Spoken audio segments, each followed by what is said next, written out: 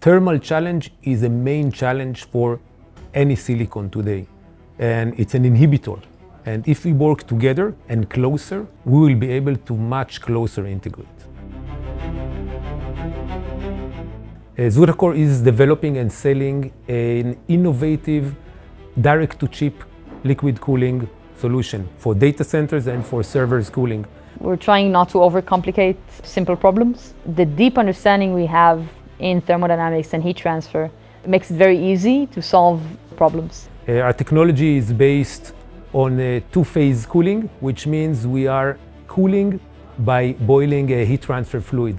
So you need to research how heat is distributed, velocities of the vapor that going through type of channel. And then you need to break it to something new. You need to think out of the box.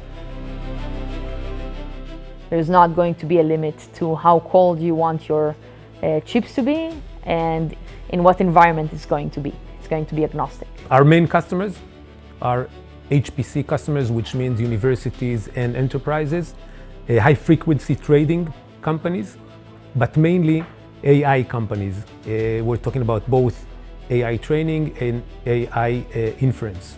The market is going to adapt to two-phase cooling in general. Liquid cooling is already out there. Unlike other companies, we are working on both the IT side and the building and infrastructure side.